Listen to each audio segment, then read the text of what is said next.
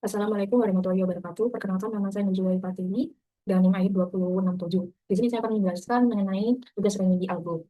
Pada saat pertama, di sini saya ada variabel n yang bertipe integer, di mana ia ada inputan yaitu jumlah barang yang dibeli. Nah, terus ada variabel tanggal belanja dimulai dari 0,0 dan nanti tipenya itu float atau desimal.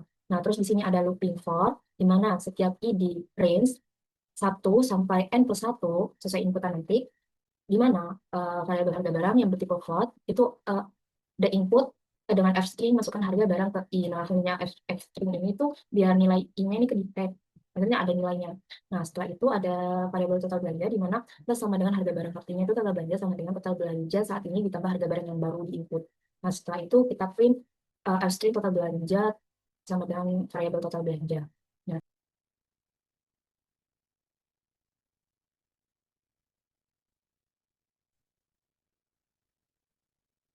dan di sini totalnya itu 35.000,5. Terus masuk ke soal kedua. Di sini ada variabel pesanan, yaitu berisi input menu makanan yang dipesan oleh para petualang. Nah, di sini saya membuat variabel daftar menu, di mana variabel pesanan itu diberi fungsi split. Nah, ini tuh memecah variabel konten tadi itu berdasarkan spasi, jadi nanti berbentuk sebuah list. Nah, terus di sini saya bikin kamus kosong atau dictionary buku menu. Nah, di sini saya menggunakan looping for, di mana setiap menu di daftar menu, jika menu ada di daftar jika menu ada di buku menu, maka di buku menunya itu variabel menunya itu bertambah satu. Nah, jika tidak, maka menu di dalam buku menu itu value-nya cuma satu, karena kan baru. Nah, setelah itu di sini ada variabel menu populer, string kosong, nanti biar menampung menu populernya nanti, terus jumlah terbanyaknya mulai dari 0. Nah, di sini untuk mengetahui menu populer itu apa, kita menggunakan looping for, di mana untuk menu, di mana jumlah di buku menu, di sini ada fungsi items untuk mengikat antara key dan value-nya. Kayak seumpama soto itu value-nya satu, itu untuk mengikat itu. Setelah itu jika jumlah lebih besar dari jumlah terbanyak, kan terbanyaknya 0 ya.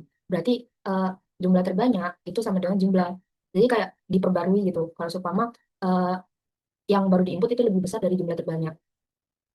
Nah, setelah itu menu populer sama dengan menu menu yang dengan jumlah yang terbanyak. Terus print menu populer. Makanya kayak gini.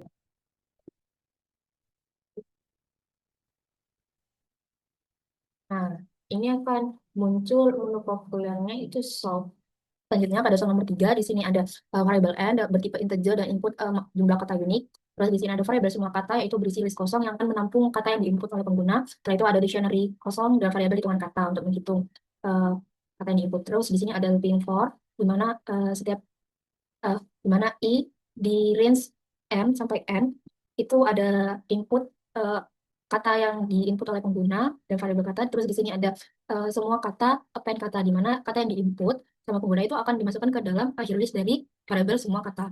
Nah, selanjutnya di sini ada looping for kedua, di mana setiap kata di semua kata, jika kata ada di hitungan kata, maka value-nya itu bertambah satu. Jika tidak, maka dia bervalue satu. Jadi mulai ada value-nya. Nah, setelah itu di sini ada print len dari hitungan kata, di sini untuk menghitung pasangan key dan value di variabel hitungan kata. Nah, selanjutnya di sini ada variabel list juga, di mana list dari hitungan kata value. Jadi yang diambil itu value-nya doang di hitungan kata. Nah, ini nanti berupa list. Nah, terus ada print list juga.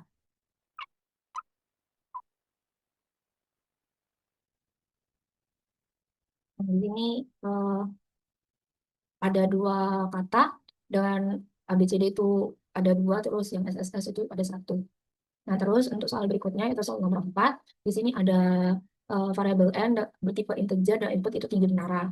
Di mana untuk i di range 1 sampai n plus 1, jika i modulo 3 eh, sama dengan 0, bernilai 0, maka ia akan mengeprint simbol pagar sebanyak i. Nah, jika tidak, maka ia mengeprint simbol bintang sebanyak i. Jadi, ini kalau habis dibagi 3, maka mengeprint pagar. Nah, terus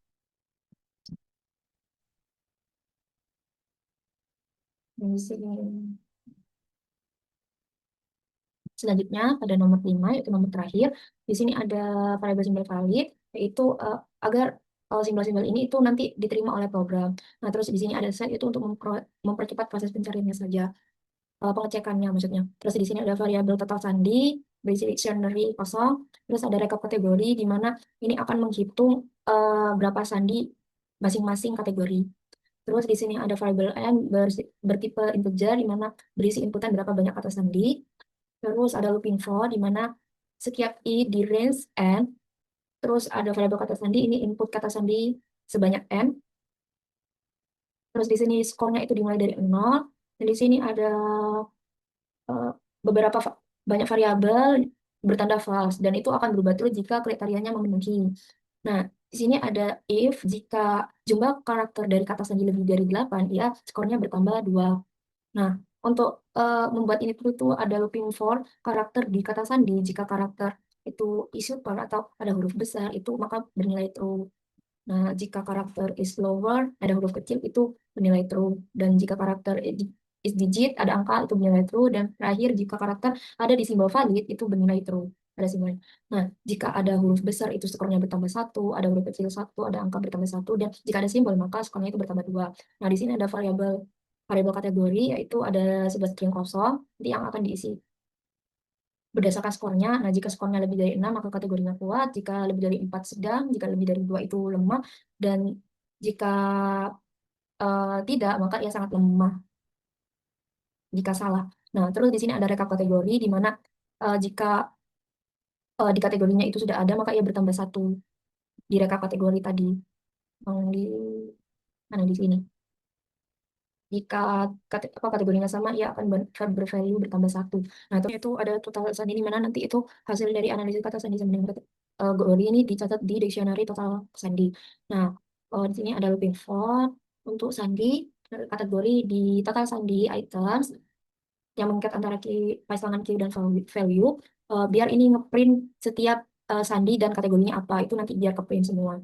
Nah, terus di sini ada print rekapitulasi, terus ada print f string dari kuat itu di dalam apa dis- dictionary rekap kategori yang kuat, kategori sedang, lemah, dan sangat lemah. Dan langsung saja di sini, itu saja contohnya.